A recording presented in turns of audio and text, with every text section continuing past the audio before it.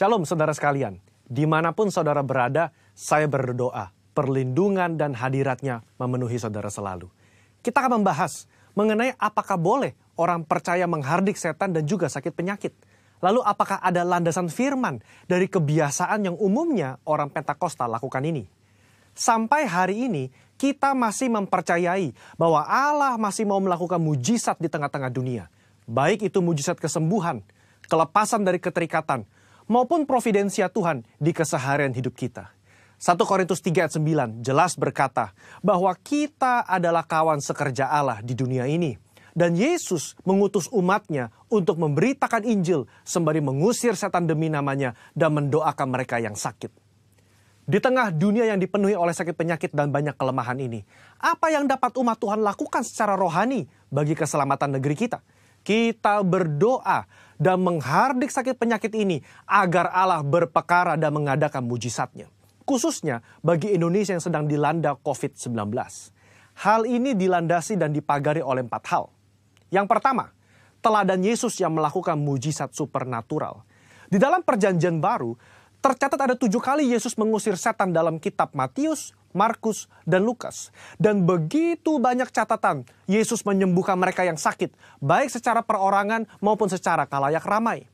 Kalau kita adalah kawan sekerja Yesus dan percaya bahwa kita diberi kuasa oleh Roh Kudus untuk mengusir setan dan menyembuhkan sakit penyakit, maka kita pun akan berlaku demikian.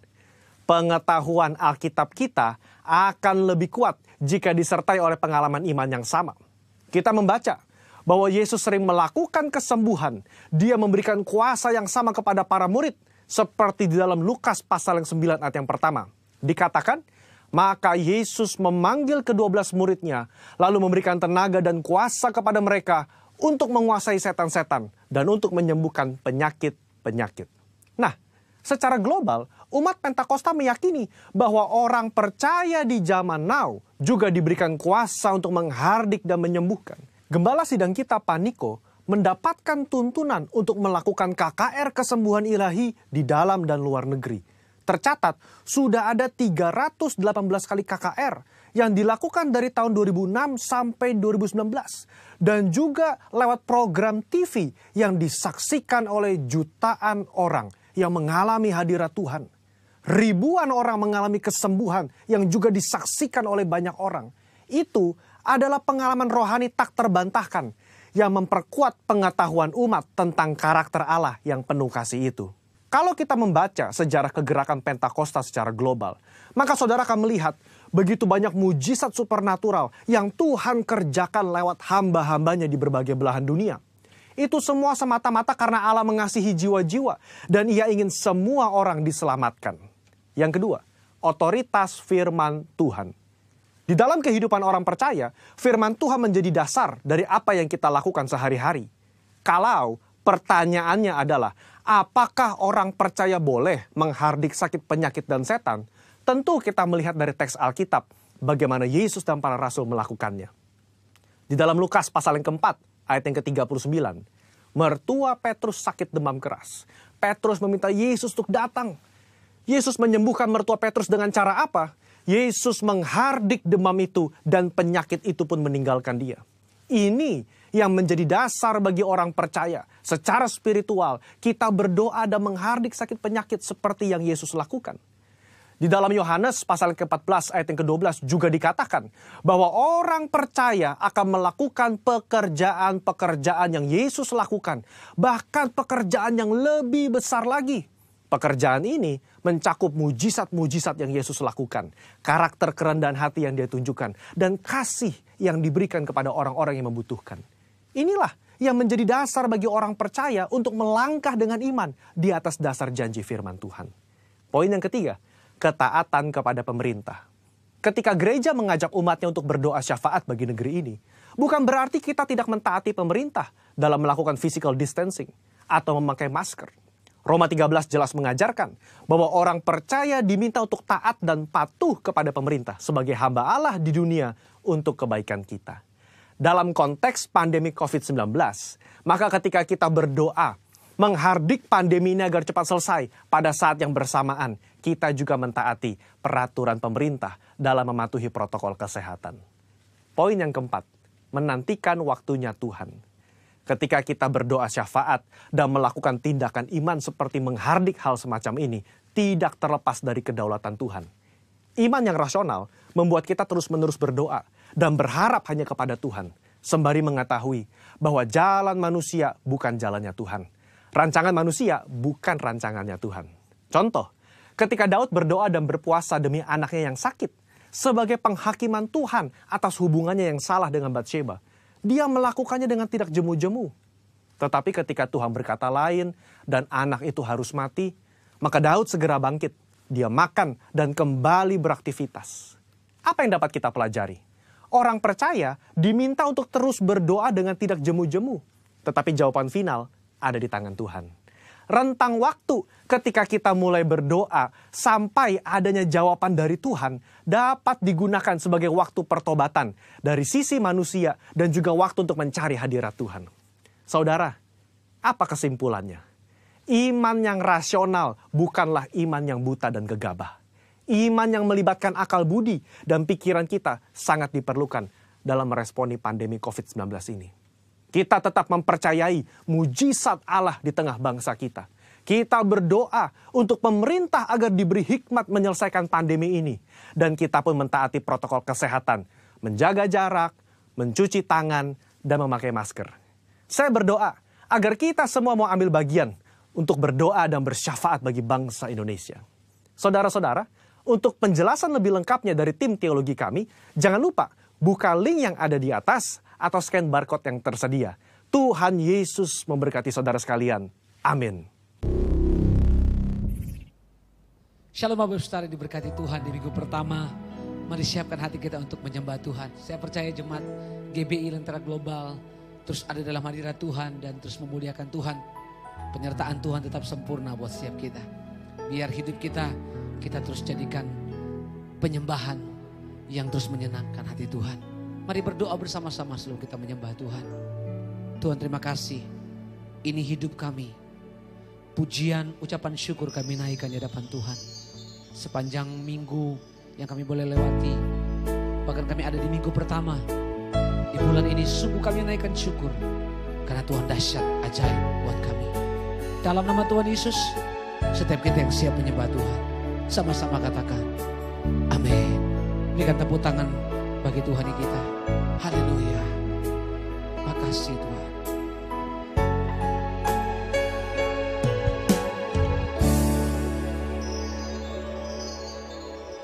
Pujian dan syukurku ku bawa padamu dengan rendah hati ku persembahkan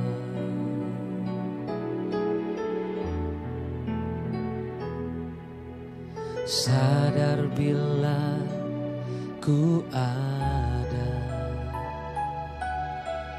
hanya karena anugerah, bukan karena kekuatanku.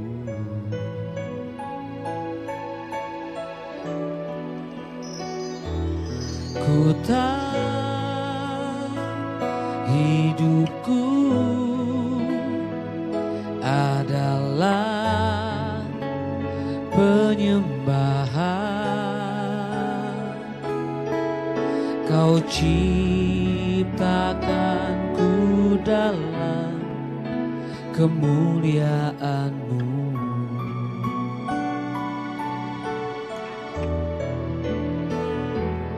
Ku tahu hidupku berharga di mata-Mu. Segenap hidupku persembahkan. Mari angkat suara bersama-sama di hadapan Tuhan. Pujian dan syukurku bawa padamu.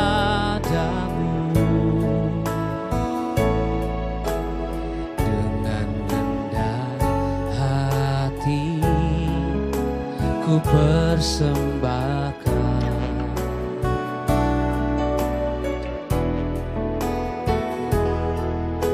Sadar bila ku ada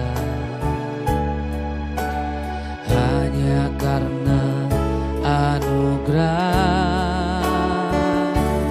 bukan karena kekuatanku.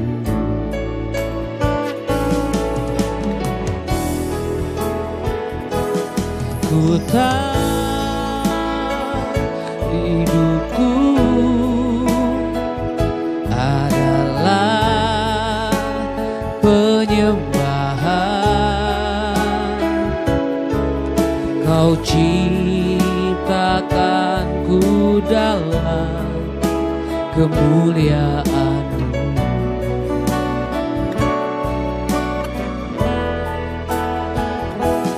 Ku tahu hidupku berharga di mata-Mu. Segenap hidupku persembahkan. Mari angkat suaramu, katakan di hadapan Tuhan. Ku tahu hidupku adalah penyembahan. Kau ciptakanku dalam kemuliaan-Mu.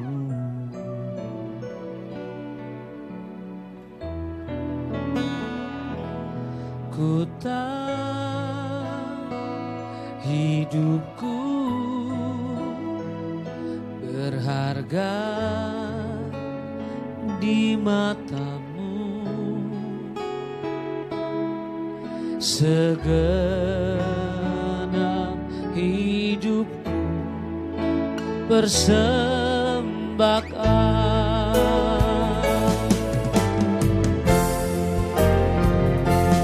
Ku tahu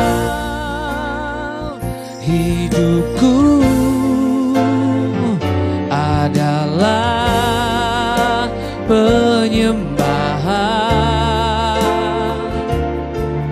Kau ciptakanku dalam kemuliaan-Mu. Kami tahu hidup kami berharga. Ku tahu hidupku berharga di mata-Mu. Segenap hidupku persembahkan. Segenap hidupku persembahkan. Segenap hidupku persembahkan.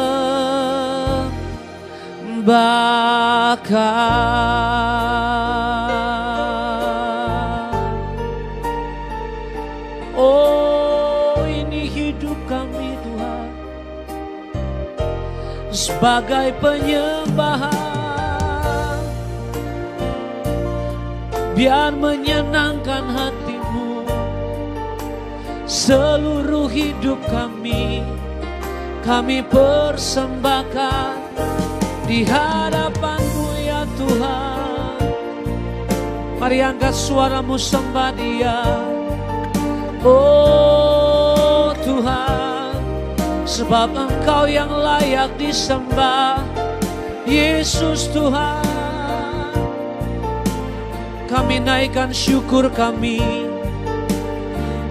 naikkan penyembahan kami hanya bagimu Tuhan. Oh, riabashata karara barala bayara mayara barala barala barala barala. Haleluya, kami sembah Engkau Tuhan. Engkau ditinggikan, Engkau diagungkan. Ya rabata karara barala barala barala barala barala. Oh, kemuliaan-Mu, kemurahan-Mu penuhi hidup kami Tuhan. Ya rabata karara barala barala. Kami menyembah-Mu, kami nikmati Engkau lebih lagi. Terima kasih Tuhan. Ku yakin Kau hadir di sini. Ku rasakan kuasa yang tak terbatas. Ku yakin Kau nyata di sini. Kemenangan terjadi di sini. Ku yakin Kau hadir di sini. Ku rasakan kuasa yang tak terbatas. Ku yakin Kau nyata di sini. Kemenangan terjadi di sini. Kesembuhan terjadi di sini. Kelepasan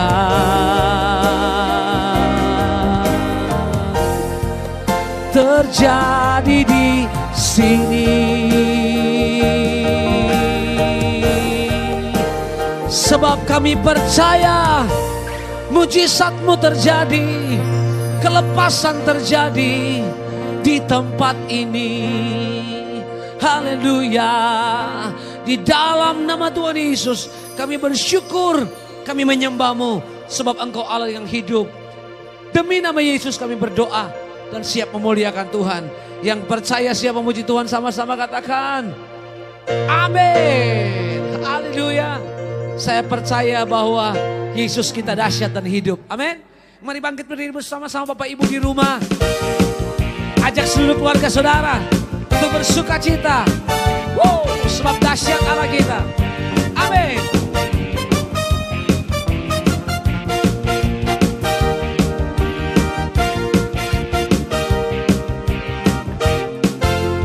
Kuasa maut telah dikalahkan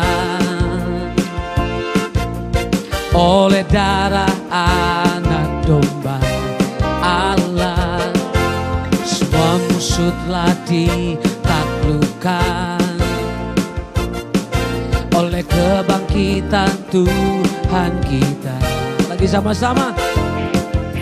Kuasa maut telah dikalahkan oleh darah anak domba Allah. Semua musuh telah ditaklukkan oleh kebangkitan Tuhan kita. Yesus hidup, Dia bangkit, Dia naik ke surga, siapkan tempat bagiku. Yesus hidup, Dia bangkit, maut telah dipatahkan, kita jadi lebih dari pemenang. Yang percaya tepuk tangan sama-sama di hadapan Tuhan. Haleluya. Kuasa maut telah dikalahkan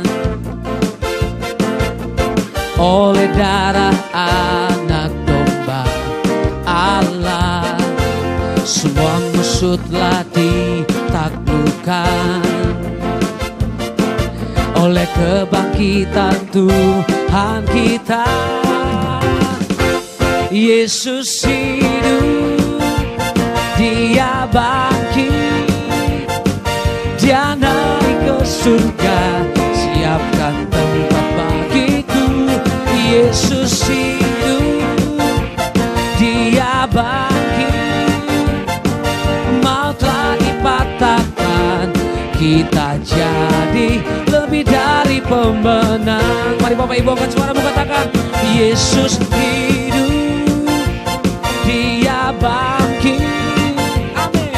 Dia naik ke surga, siapkan tempat bagimu. Yesus hidup, Dia bangkit, maut telah dipatahkan, kita jadi lebih dari pemenang. Yesus hidup, Dia bangkit, Dia naik ke surga, siapkan tempat bagiku. Yesus hidup, Dia bangkit, maut telah dipatahkan, kita jadi lebih dari pemenang. Kamu jadi lebih dari pemenang, kita jadi lebih dari pemenang. Tepuk tangan sama-sama, come on. Woo! Oh. Ku bebas, bebas, bebas karena pengampunannya. Ku bebas, bebas, bebas karena kuasanya. Ku telah bebas, bebas, Dia tinggal di dalamku. Oleh kuasa darahnya aku bebas. Come on. Ku bebas, bebas, bebas karena pengampunannya. Ku bebas, bebas, bebas karena kuasanya. Ku telah bebas, bebas, Dia tinggal di dalamku.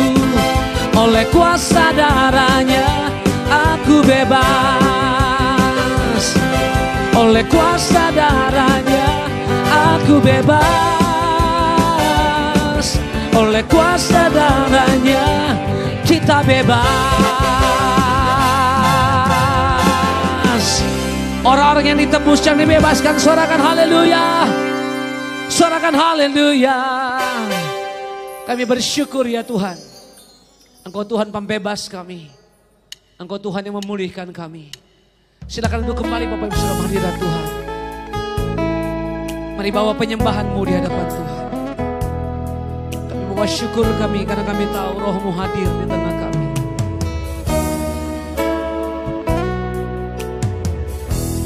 Roh Allah yang hidup penuhiku,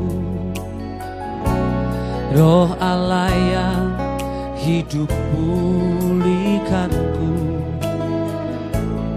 Turunlah urapan ke atasku, membangkitkan kuasa-Mu. Roh Allah yang hidup penuhiku, Roh Allah yang hidup pulihkanku. Turunlah urapan ke atasku, membangkitkan kuasa-Mu, membebaskan hidup yang terbelenggu, memulihkan hati mereka yang terluka, serta menjelikan mata yang buta. Jadikan hidupku alam, dipenuhi urapan baru, menyatakan kebesaran kuasa-Mu. Datang di hadapan Tuhan. Minta Roh Kudus memenuhi setiap kita.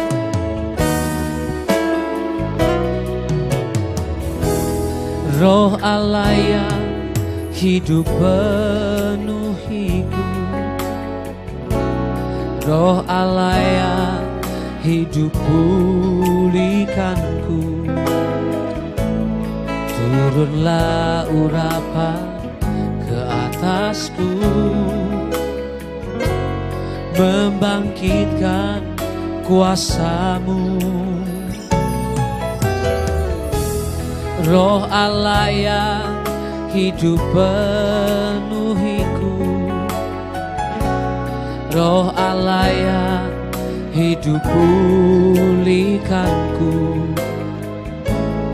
Turunlah urapan ke atasku, membangkitkan kuasa-Mu, membebaskan hidup yang terbelenggu, memulihkan hati mereka yang terluka, serta mencelikan mata yang buta.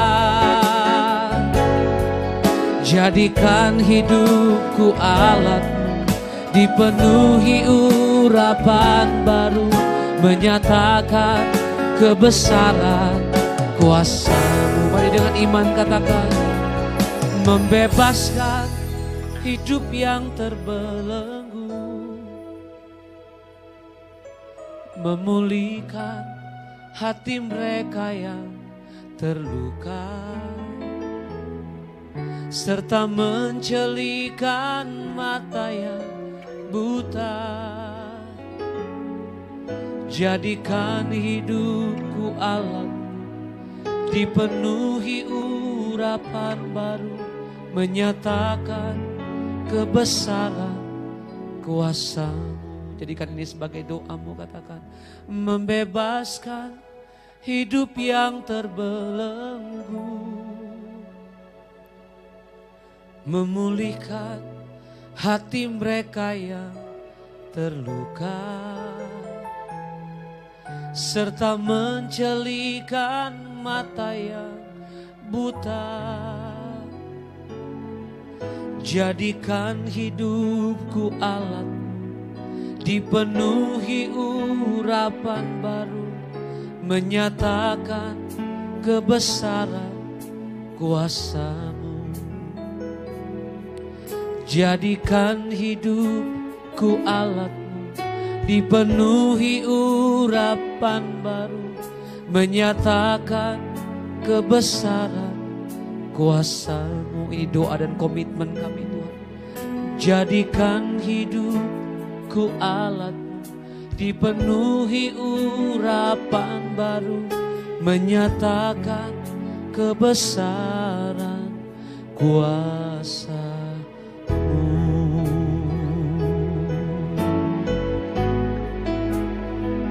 Jadikan ku alat, jadikan ku hamba-Mu, jadikan ku alat untuk kemuliaan-Mu, membebaskan yang terbelenggu, memulihkan hati mereka yang terluka. Roh Kudus penuhi kami, Roh-Mu yang mengurapi kami.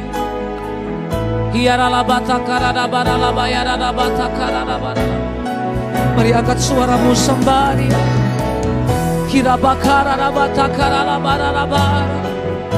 Kami perlu Engkau ya Roh Kudus.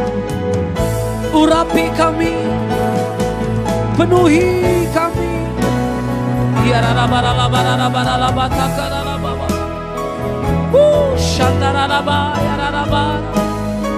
Lebih dari apapun juga kami perlukan Engkau, Yesus Tuhan.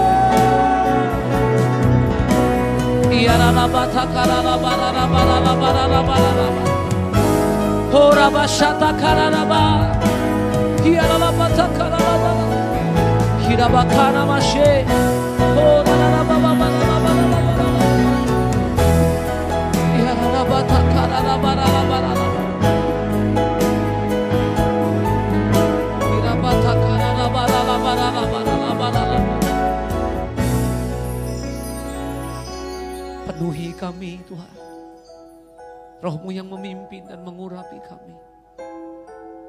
Dan hari ini kami buka hati kami. Biar kebenaran firman-Mu disampaikan. Firman-Mu menyembuhkan, memulihkan, menyegarkan kami. Hati kami siap untuk terima kebenaran firman-Mu. Roh Kudus, Engkau tolong kami. Engkau urapi kami. Lingkupi rumah kami. Dimanapun kami berada. Kami siap dengar isi hati-Mu. Dalam nama Yesus, haleluya. Amin.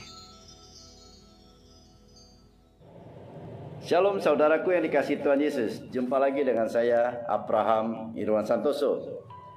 Saudara, tanpa terasa kita sudah memasuki di awal daripada bulan November tahun 2020. Dan sebentar lagi kita akan mengakhiri tahun 2020, memasuki tahun 2021. Dan saya percaya setiap kita tetap di dalam pemeliharaan Tuhan. Tema hari ini adalah manusia baru. Saudara, firman Tuhan menjelaskan bahwa ada dua bagian di dalam hidup kita yang terus bekerja, yaitu manusia lama dan manusia baru. Manusia lama yaitu manusia yang hidup di dalam daging dan tunduk kepada hukum dosa. Sedangkan manusia baru yang hati dan pikirannya terus diperbaharui, yang taat melakukan kehendak Allah. Mari kita baca firman Tuhan. Efesus 4 ayat 21 sampai dengan 24. Karena kamu telah mendengar tentang Dia dan menerima pengajaran di dalam Dia menurut kebenaran yang nyata dalam Yesus, yaitu bahwa kamu berhubung dengan kehidupan kamu yang dahulu harus menanggalkan manusia lama yang menemui kebinasaannya oleh nafsunya yang menyesatkan, supaya kamu dibaharui di dalam roh dan pikiranmu, dan mengenakan manusia baru yang telah diciptakan menurut kehendak Allah di dalam kebenaran dan kekudusan yang sesungguhnya. Saudara, pada waktu kita percaya kepada Tuhan Yesus dan mengenal firman Tuhan sebagai kebenaran, maka manusia roh kita akan hidup sehingga terjadi pertentangan di dalam diri kita. Karena selama kita masih mengenakan manusia lama atau daging kita ini, maka keinginan daging dan keinginan roh akan saling bertentangan. Kita harus menanggalkan manusia lama untuk mengalami manusia baru. Wow. Karena manusia lama, saudara, akan selalu menghambat manusia baru kita. Karena itu, matikanlah dalam dirimu segala sesuatu yang duniawi.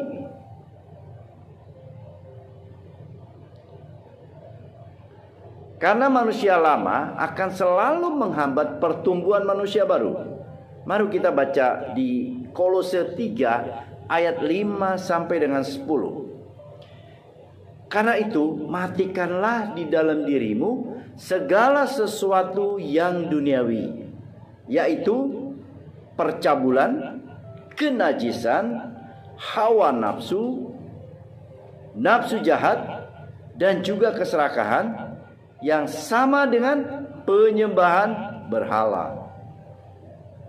Semuanya itu mendatangkan murka atas orang-orang durhaka. Dahulu kamu juga melakukan hal itu ketika kamu hidup di dalamnya. Tetapi sekarang buanglah semuanya ini, yaitu marah, geram, kejahatan, fitnah, dan kata-kata kotor yang keluar dari mulutmu. Jangan lagi kamu saling mendustai, karena kamu telah menanggalkan manusia lama serta kelakuannya, dan telah mengenakan manusia baru yang terus-menerus diperbarui untuk memperoleh pengetahuan yang benar menurut gambar haliknya.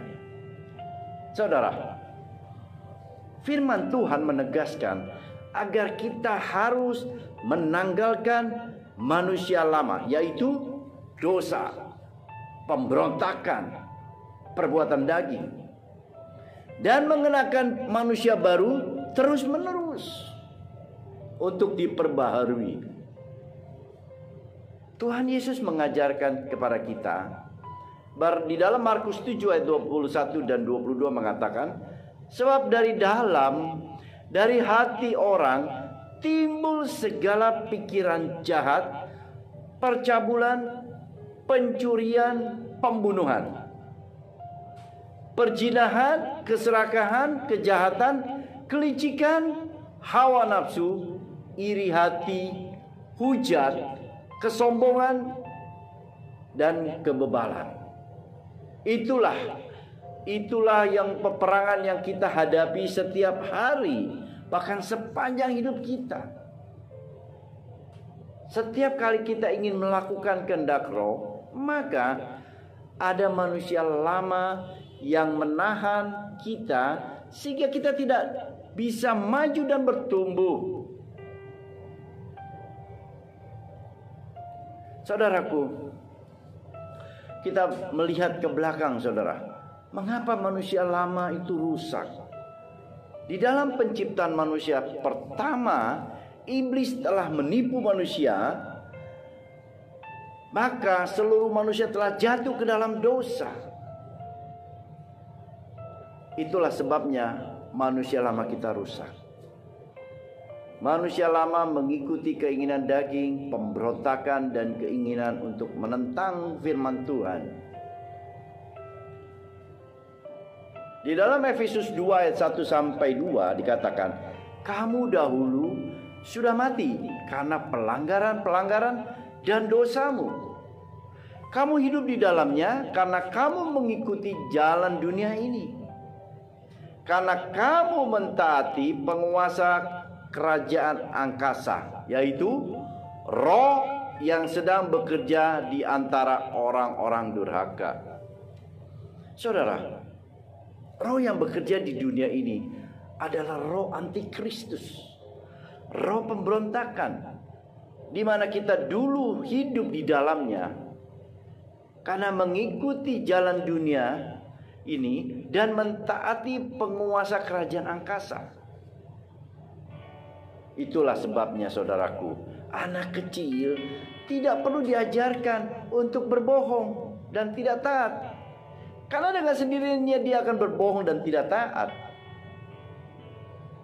Hal ini dikarenakan roh pemberontakan sudah ada di dalam setiap orang sejak dia dilahirkan secara daging ke dalam dunia ini. Bahkan pada waktu kita berada dalam kandungan, kita semua diperanakan dalam dosa dan kesalahan. Karena kita sudah berada di bawah tekanan penguasa kerajaan angkasa di dunia ini.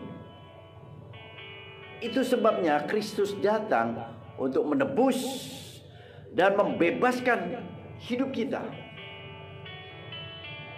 Rasul Paulus menuliskan tentang pergumulannya, dan apa yang Rasul Paulus tulis merupakan pergumulan yang juga dihadapi oleh setiap orang percaya. Saudara, sama seperti kita, Rasul Paulus pun menyadari bahwa bukan apa yang dikehendakinya yang dia perbuat, tetapi apa yang dibencinya itu justru yang diperbuat. Karena di dalam dirinya bukan hanya kehendak untuk berbuat apa yang baik saja, tetapi ada kehendak untuk melakukan apa yang jahat. Itulah dosa. Dan Rasul Paulus menuliskan bahwa di dalam hati dan roh dia rindu untuk melakukan firman Tuhan dan suka akan kebenaran. Tetapi di dalam anggota tubuh juga ada hukum lain yang berjuang melawan hukum akal budi dan membuat dia menjadi tawanan akan hukum dosa yang ada di dalam anggota tubuh. Rasul Paulus pun menegaskan bahwa syukur kepada Allah melalui Kristus yang sanggup membebaskan kita dari dosa dan keinginan daging. Tuhan ingin agar kita memiliki manusia baru yang terus-menerus diperbaharui. Itu sebabnya manusia lama harus dibuang dan dimatikan dan disalibkan. Karena selama manusia lama kita tidak disalibkan, maka kita akan mengalami pertentangan antara manusia lama dan manusia baru. Apa yang Rasul Paulus dan kita alami, itu pun juga dialami oleh Tuhan Yesus. Ibrani 4 ayat 15 mengatakan, sebab imam besar yang kita punya bukanlah imam besar yang tidak dapat turut menyerasakan kelemahan-kelemahan kita. Sebaliknya, sama dengan kita, ia telah dicobai, hanya tidak berbuat dosa. Haleluya. Ia telah dicobai sama seperti kita, hanya tidak berbuat dosa. Itulah sebabnya kita mengalami kemenangan di dalam Kristus. Karena Kristus tidak pernah tunduk kepada dosa dan iblis. Dia telah menang dalam pencobaan dan kemenangannya diberikan kepada kita. Saudara, bagaimana cara kita mengalami kemenangan di dalam Kristus? Yang pertama, menerima dengan iman karya Kristus di kayu salib. Menerima dengan sempurna di dalam hidup kita. Filipi 3 ayat 10 dan 11 mengatakan, yang ku kehendaki ialah mengenal Dia dan kuasa kebangkitannya dan persekutuan dalam penderitaannya, di mana aku menjadi serupa dengan Dia dalam kematiannya, supaya aku akhirnya beroleh kebangkitan dari antara orang mati. Saudaraku, jika kita ingin mengalami kemenangan di dalam Kristus, maka kita juga harus mengalami persekutuan dalam penderitaannya, di mana kita menjadi serupa di dalam kematiannya, supaya pada akhirnya hidup kita dibangkitkan bersama dengan Kristus. Artinya kita dibangkitkan dari hidup yang lama yang sudah mati dengan hidup yang baru, yaitu manusia baru kita. Kita harus menerima dengan iman sepenuhnya bahwa karya Kristus dalam hidup kita sudah sempurna, sudah genap, sudah selesai. Artinya juga menerima kemenangan sama seperti yang Tuhan Yesus terima di atas kayu salib. Roma 6 ayat 6 mengatakan, karena kita tahu bahwa manusia lama kita telah turut disalibkan, supaya tubuh dosa kita hilang kuasanya, agar jangan kita menghambakan diri lagi kepada dosa.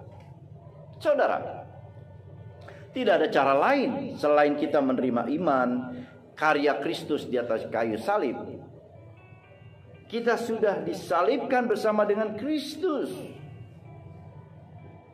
Yesaya 53 ayat 5 mengatakan, tetapi Dia tertikam oleh karena pemberontakan kita, Dia diremukkan oleh karena kejahatan kita. Ganjaran yang mendatangkan keselamatan bagi kita ditimpakan kepadanya, dan oleh bilur-bilurnya kita semua menjadi sembuh. Haleluya. dia tertikam oleh karena pemberontakan kita. Itu sebabnya kita harus terima dengan iman bahwa seluruh pemberontakan kita sudah disalibkan bersama dengan Kristus di atas kayu salib. Saudara, yang kedua, untuk kita mengalami kemenangan di dalam Kristus, kita harus secara sukarela mematikan dan membuang manusia lama kita. Firman Tuhan menegaskan supaya kita harus mematikan di dalam diri kita segala sesuatu yang duniawi, yaitu manusia lama, dan juga membuang semua dosa dan keinginan daging. Jika kita membuang sesuatu, hal itu berarti kita membuang hal-hal yang tidak kita sukai, sesuatu yang tidak kita inginkan, yang kita benci, ataupun yang kotor, ataupun sampah. Jadi saudaraku, jelas bahwa kita harus rela membuang semuanya itu. Hari ini kita harus memastikan bahwa kita sudah mematikan dan membuang manusia lama kita. Kita harus merasa benci dan muak dengan semua dosa. Pada waktu pencobaan iblis yang ketiga, Tuhan Yesus menghadik iblis dengan tegas dan berkata, "Enyalah iblis, sebab ada tertulis, engkau harus menyembah Tuhan Allahmu, dan hanya kepada Dia sajalah engkau berbakti."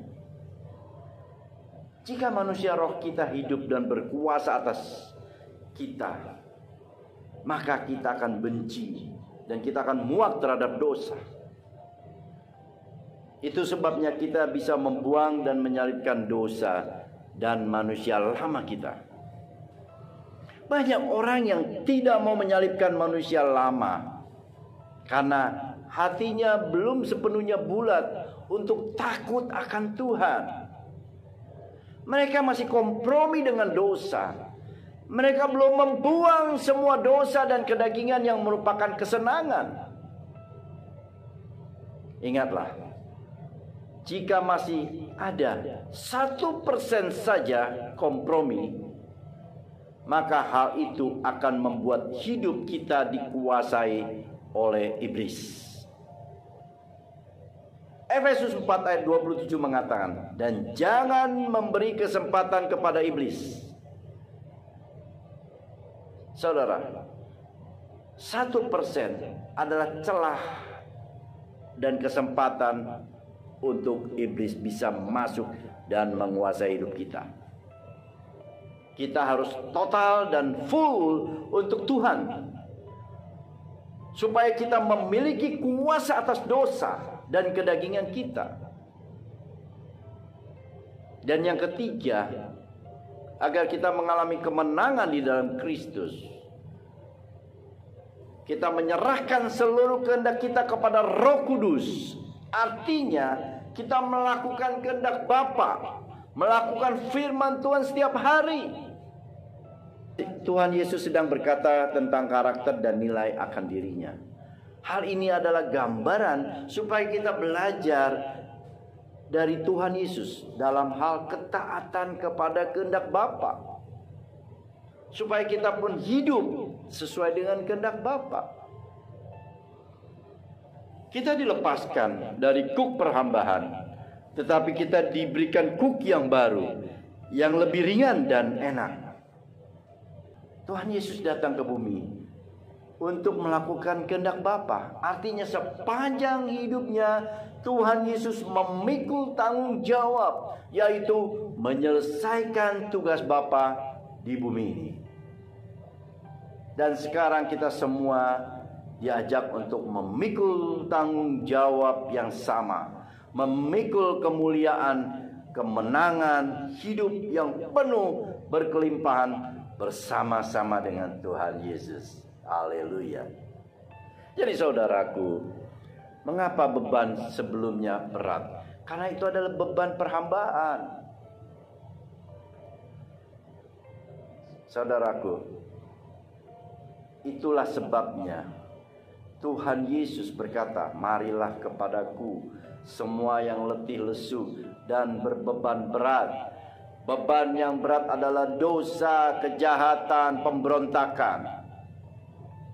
Tetapi dalam kehidupan yang baru kita memiliki beban yang baru, yaitu tanggung jawab kita di dalam Kristus. Bahwa kita dilatih untuk memikul satu pengurapan di dalam hidup kita. Saudara, pengurapan itulah beban yang Tuhan kehendaki untuk kita miliki dalam panggilan kita. Jika kita tidak kuat memikul pengurapan, maka hidup kita akan hancur. Semua kita menerima pengurapan untuk maju melayani Tuhan, berjalan dalam kuasa Tuhan. Itulah sebabnya kita harus belajar kepada Yesus. Dan yang keempat, untuk kita menang di dalam Kristus, kita harus menyalibkan diri kita setiap hari.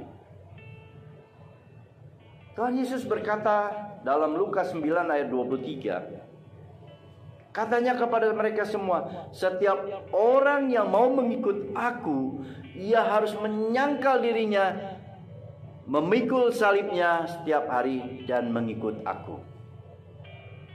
Saudara, kita harus melakukannya setiap hari. Karena tidak ada cara lain untuk menang dari manusia lama selain menyalibkan diri kita setiap hari. Jika tidak disalibkan, maka manusia lama akan hidup dan menguasai kembali diri kita. Kolose 3 ayat 10 mengatakan, kita harus terus-menerus mengenakan manusia baru yang terus-menerus diperbaharui. Menderita bersama Kristus adalah kita taat kepada firman Tuhan, bahkan ketika mengalami tantangan. Jadi saudaraku, kita belajar hari ini. Saudaraku, kemerdekaan yang sejati adalah belajar berjalan bersama Tuhan Yesus setiap hari, dengan berada di dalam kehendak Bapa setiap hari. Manusia baru kita akan terus-menerus diperbarui, dan manusia lama kita akan terus-menerus dimatikan dalam hidup kita. Tetap kuat, tetap bersemangat, menapaki hari-hari ke depan. Gunakan manusia baru dalam pimpinan Roh Kudus, dan kita akan mengalami janji-janji Tuhan. Haleluya, Tuhan Yesus memberkati. Mari kita persiapkan perjamuan kudus kita. Perjamuan kudus adalah perjamuan Tuhan Yesus itu sendiri. Waktu kita melakukan perjamuan kudus, kita harus percaya dan kita lakukan dengan cara yang benar. Jangan ada dosa yang disimpan. Kalau kita lakukan dengan cara yang benar, kita pasti diberkati. Kita harus masuk perjamuan kudus dengan iman. Kita memang minum anggur dan roti, tapi kalau kita melakukan dengan iman, bahwa tubuh dan darah Tuhan Yesus yang kita makan dan minum, maka kuasa Tuhan Yesus mengalirlah dalam hidup kita, mengubah segala sesuatu menjadi berkat. Yang sakit pasti menerima kesembuhan, yang terikat dibebaskan, dan yang berbeban berat diberi kelegaan. Mari kita tundukkan kepala dan kita berdoa. Mari kita doa. Bapa, kami ucap syukur Tuhan, pada hari ini kami sudah dilayakkan untuk masuk di dalam perjamuan kudus. Kami percaya Tuhan, kalau masih ada dosa-dosa yang kami lakukan, biar Kau ampuni kami Tuhan. Layakkan kami Tuhan. Kami minta pengampunan daripada-Mu Tuhan. Ampuni kami Tuhan.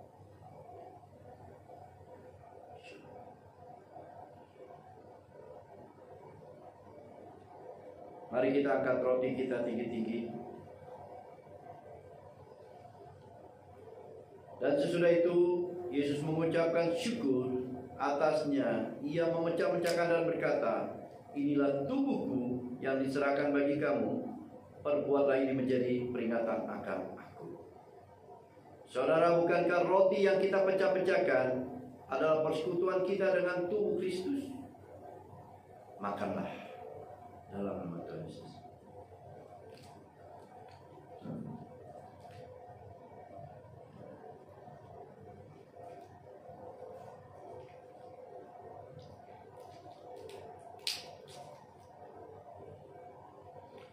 Mari kita angkat cawan di tangan kanan kita tinggi-tinggi. Demikian juga Yesus mengambil cawan sesudah makan, lalu berkata, cawan ini adalah perjanjian baru yang dimeteraikan oleh darahku. Perbuatlah ini setiap kali kamu meminumnya, menjadi peringatan akan aku. Saudara yang dikasihi Tuhan Yesus, bukankah cawan yang ucapan syukur yang atasnya kita ucapkan syukur adalah persekutuan dengan darah Yesus? Minumlah dalam nama Tuhan Yesus.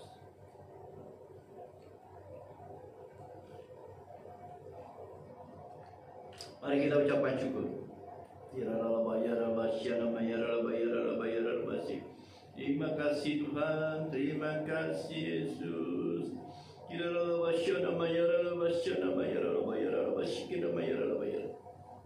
Terima kasih Bapa, terima kasih Tuhan.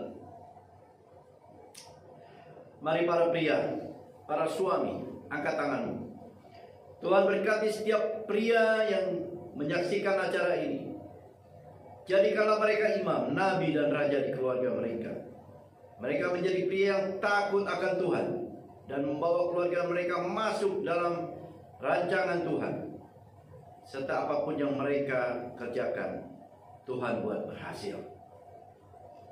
Mari para wanita, para istri, angkat tanganmu. Tuhan memberkati setiap wanita yang menyaksikan acara ini. Jadikanlah mereka pribadi-pribadi yang kuat dan tidak tergoyahkan, menjadi penolong, pendoa, dan pohon anggur yang manis bagi keluarga. Diberkati apapun yang mereka kerjakan, sehingga keberhasilan dan keberuntungan menyertai mereka. Mari anak-anak muda, angkat tanganmu. Tuhan Yesus berkati setiap anak-anak muda yang sedang menyaksikan acara ini. Jadikanlah mereka seperti anak panah di tangan para pahlawan, sehingga mereka menjadi taruna-taruna yang diberkati dan masuk dalam rancangan Tuhan. Takut akan Tuhan dan selalu menjaga kekudusan dalam hidup mereka, sehingga masa depan mereka gilang gemilang dan mereka menerima berkat-berkat yang berlimpah-limpah dari Allah Bapa. Mari kita semua angkat tangan. Terimalah berkat Tuhan. Kita semua yang mengangkat tangan akan mengalami terobosan di tahun ini dan tahun-tahun yang akan datang. Dan semua perlindungan dari Tuhan. Malaikat berkemah di sekeliling kita, sehingga perlindungan dari Tuhan atas bahaya COVID, bahaya virus, bahaya apapun, semuanya di dalam perlindungan Tuhan, dan kita menjadi aman. Terima kasih Yesus, terima kasih Tuhan. Tuhan memberkati.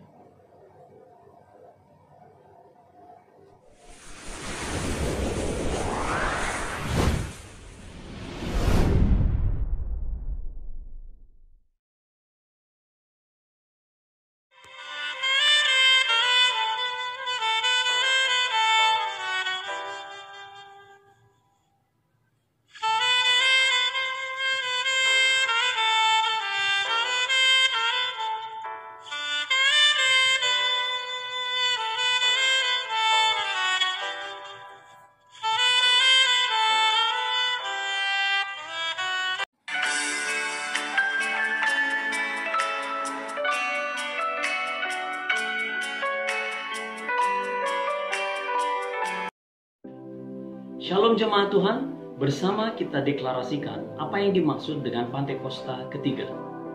Pertama, Pantekosta ketiga adalah pencurahan Roh Kudus yang dahsyat di zaman now, melebihi yang terjadi di Azusa Street. Kedua, Pantekosta ketiga akan mengakibatkan penuaian jiwa yang terbesar dan yang terakhir sebelum Tuhan Yesus datang kembali. Ketiga, Pantekosta ketiga akan membangkitkan generasi Yeremia, yaitu anak-anak muda yang dipenuhi Roh Kudus, cinta mati-matian kepada Tuhan Yesus, tidak kompromi terhadap dosa, dan akan bergerak untuk memenangkan jiwa. Keempat, Pantekosta ketiga lahir di Indonesia dan bergerak ke bangsa-bangsa. Gerakan ini dari timur ke barat dan akan kembali ke Yerusalem. Yang kelima, Pantekosta ketiga akan memberikan kuasa untuk menyelesaikan amanat agung, dan setelah itu Tuhan Yesus datang kembali. Amin. Kini saatnya, saudaraku, kita mengakhiri ibadah ini. Kita mau terima berkat dari Tuhan. Mari angkat tanganmu, arahkan hatimu. Diberkati engkau pada waktu masuk, diberkati engkau pada waktu keluar, diberkati semua lumbung-lumbungmu, diberkati pekerjaanmu, usahamu, semuanya Tuhan buat berhasil.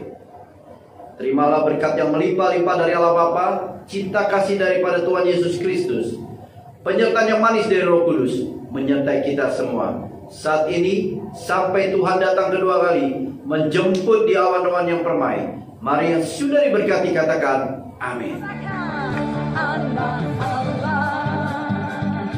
Yesus namanya menyembuhkan, menyucikan, takkan mati.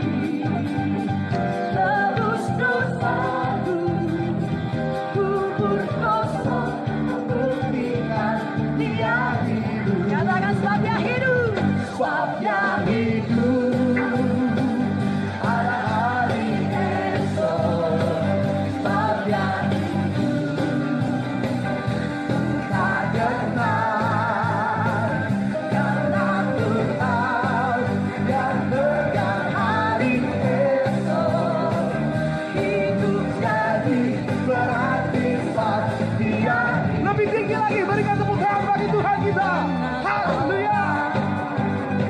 Yesus nama. Mari sama-sama ikut gerakan kita malam hari ini.